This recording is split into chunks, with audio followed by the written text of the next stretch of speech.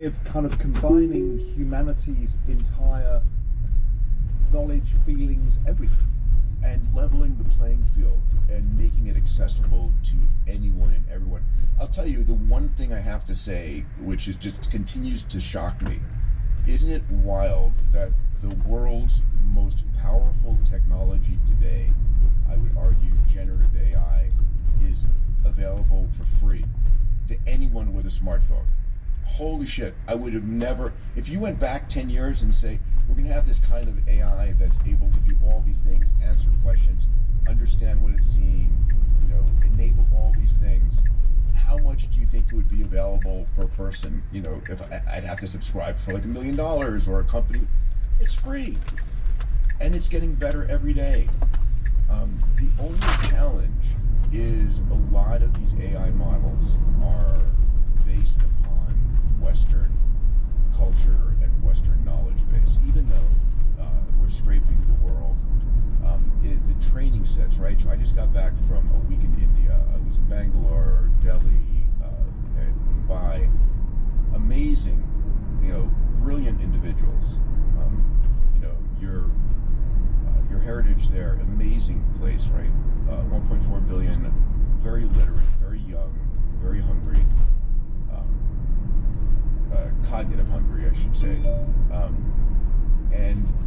but it doesn't have the compute, and it hasn't built the large language models. And so the question is, for example, will India be basing its future AI systems on what comes from Meta or XAI or Google?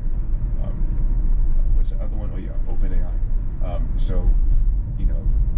Or will it build its own? Will we create large language models resident in each country that's able to digitize the knowledge of that country and build a representation of the culture of that, and then merge those all together to create a universal knowledge base and consciousness?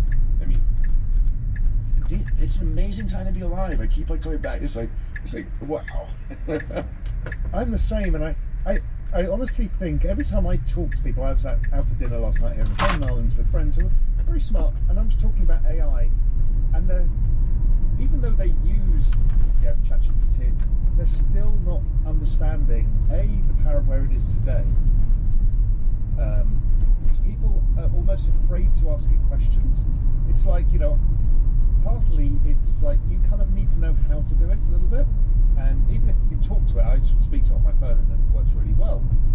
But for me, it's like Confucius has come down from the mountain and he speaks Mandarin and you speak English.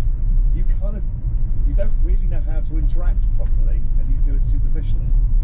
I have a community that you know about, my Abundance 360 community. It's a group of 500 CEOs that I mentor, right? And I committed to mentoring them for 25 years, which is an interesting journey. We're year 13 on that journey, and every year my job for the Abundance community is contextualize what just happened the year before and where are things going in the next 2 to 3 years, right? To anticipate where things are going. And so we spend a lot of time talking about AI and how do I learn this. And I'll repeat it here. When I'm mentoring these CEOs and talking about this, just get on Gemini or ChatGPT or Claude 3.5 and have a conversation and just ask it, teach me about AI, and then it will say something and you'll say, what is that? What does a token mean? What does context mean? What does this mean? And then you can say, listen, I'm just at the beginning of my education. There's teach it to me like I'm 5 type of nomenclature, and it's infinitely patient, and it will be your best tutor. And if you're using GPT 4.0, you can do this conversationally and just spend an hour and just say, repeat that again, please. Explain it differently. I'm in this business. Give me some examples that are relevant to me. It's amazing. But also, people still tend to think of it as some sort of search of this database of knowledge.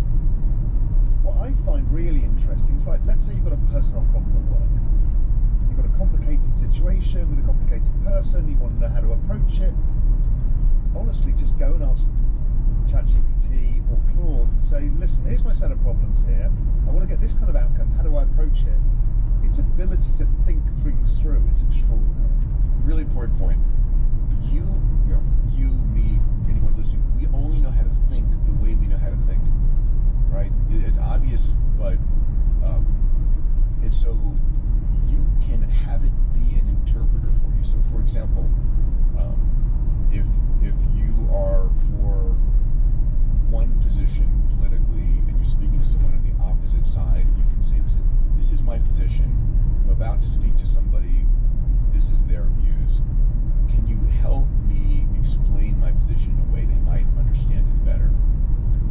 Boom, amazing, right? I'm about to speak to my 13-year-old son about something I found.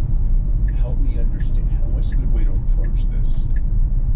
I'm blown away, right? Or I'm about to go speak to my wife about an issue. Like, could you give me some advice on how I could broach the subject in a way that's going to be compassionate and understanding?